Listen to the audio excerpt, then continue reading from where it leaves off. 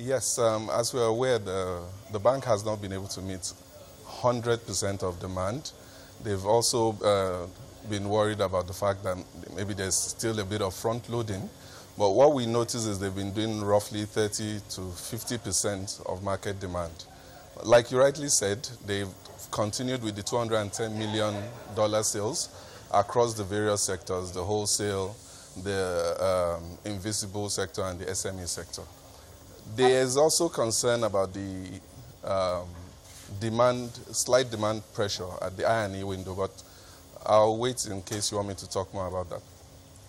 Okay, I'd like you to share your thoughts, Wale, on the recent the surge we're seeing at the oil market. We saw Brent up today as high as $76 per barrel, and of course, news driving that the U.S. unilaterally pulling out of the Iran nuclear deal. And of course, I mean, that is a good boost for oil prices, and of course, a good boost for Nigeria's FX reserves. I'd like you to share your perspective on that. Yes, last night, about 7 p.m. U.S. time, there was this announcement from Trump, U.S. president, pulling out of the Iran deal. Of course, this saw an immediate spike in crude oil prices to current levels. Just before the interview, I checked, about $76 per barrel. Looking inwards, this development is positive for the Nigerian economy, so long as we can continue with our daily output of 1.7 to 1.8 million barrels per day. That's in line with current crude oil price, should help the government lock in, and we could possibly begin to see further growth in the FX reserves, which has been relatively stable at 47 billion since April. So now let's pivot slightly away. Yields have been trending lower for some time now. What's your outlook for Nigeria's fixed income space? For the fixed income space, again, the central bank has been the major driver. We saw OMO rates drop over the last couple of months, but this has seemed to have bottomed out. And what we see now is over the last 3 consecutive auctions, there's been 5 basis points move.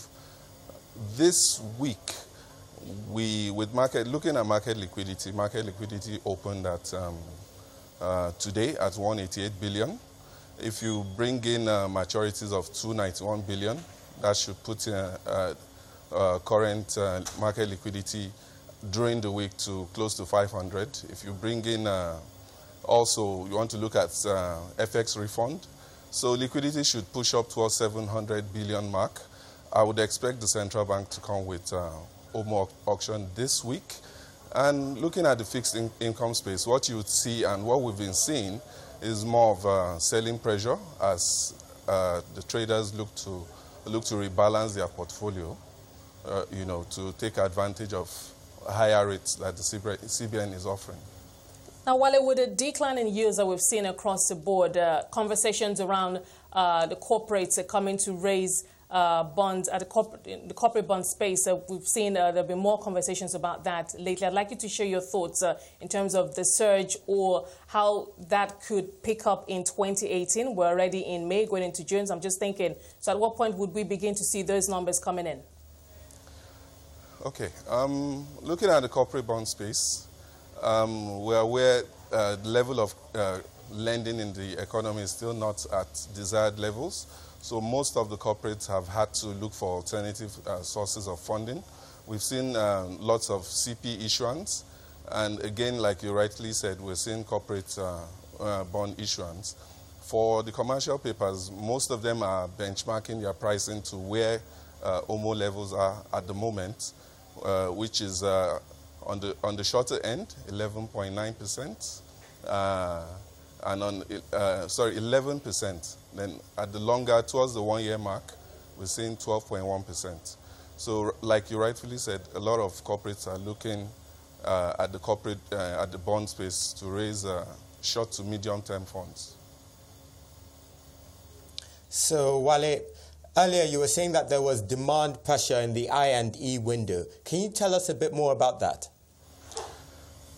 It's not entirely clear what's going on, but feelers we're getting is this is not really the cycle where you expect FPIs to want to exit our markets, but there's this natural belief that they like to test the markets.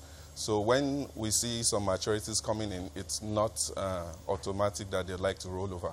Some of them want to test your market to see if when they truly want to exit, there's going to be adequate liquidity. So that's what we've actually seen. You know, some of the FPIs trying to exit or more or less test the markets. On the normal real money demand, everything's still relatively stable. All right.